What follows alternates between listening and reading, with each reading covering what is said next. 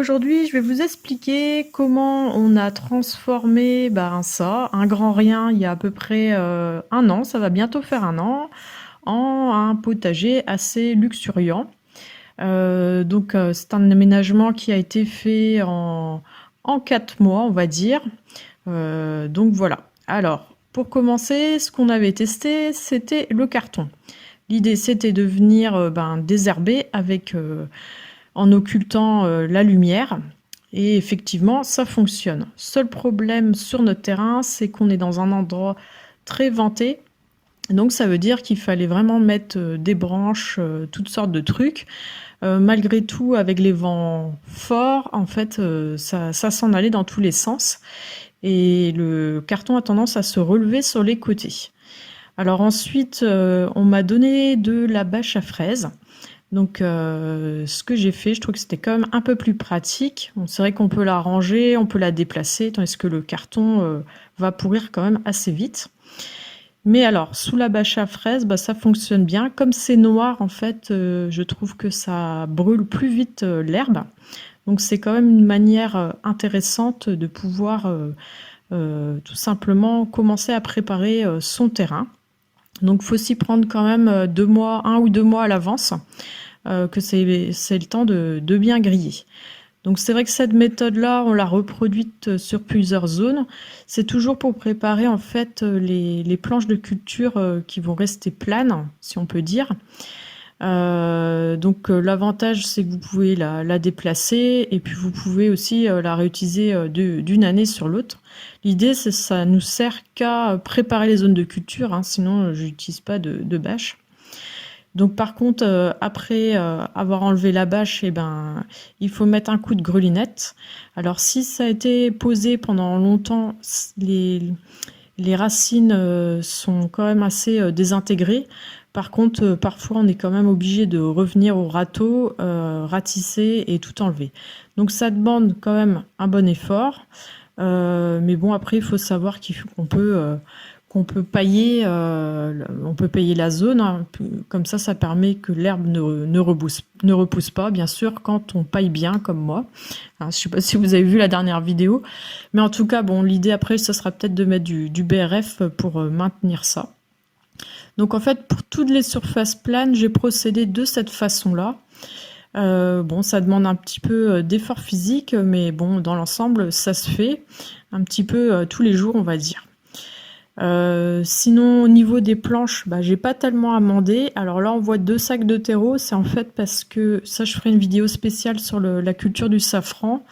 Et comme ma terre est très lourde, j'avais voulu l'alléger. Mais sinon, pour le reste des légumes, moi, j'ai rien apporté de spécial.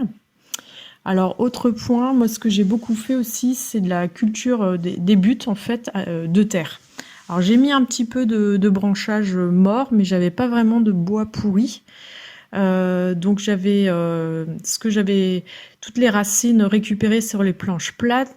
Je les ai posées, donc j'ai rajouté des feuilles. Bon là on peut voir comment j'ai fait, donc on voit bien les racines sur le carton.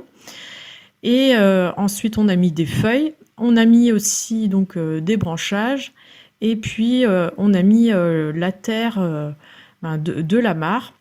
Donc ça permet de ne pas s'embêter à retourner le sol, puisque de toute façon, il faut bien faire quelque chose de la terre lorsqu'on creuse une mare.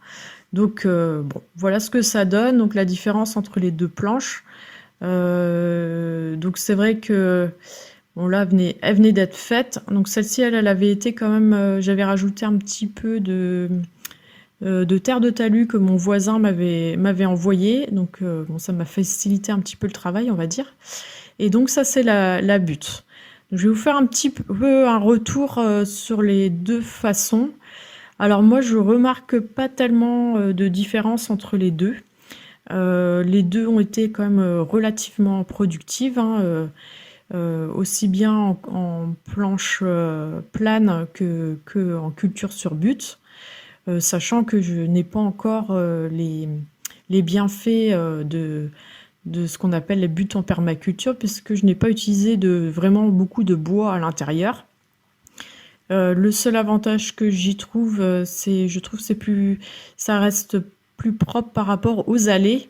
C'est plus agréable de jardiner quand même sur une butte que sur une planche plane. Parce que bon, elles font environ 30 cm pour les plus hautes. Je trouve que ça laisse quand même un peu plus de place pour cultiver aussi automatiquement, parce que c'est un petit peu arrondi, un petit peu plus de place. Donc sinon, l'avantage aussi de cultiver à plat, je trouve que c'est notamment pour les légumes racines et pour tout ce qui va demander à creuser des sillons. Je trouve que c'est plus pratique quand même de cultiver comme ça directement à même le sol, même pour l'utilisation notamment de certains outils. C'est pas toujours évident sur une butte puisqu'on peut tout peut s'écrouler. Et par contre, au niveau de la terre, c'est vrai que la butte il y a un certain assèchement quand même si la paille dégringole un peu, si vous mettez du foin et que ça se désintègre. Donc ça sèche un peu plus difficilement. C'était dur à dire, ça sèche. Bon, en tout cas, sur ce, je vous dis un bon jardinage en attendant que les beaux jours reviennent. Allez, salut!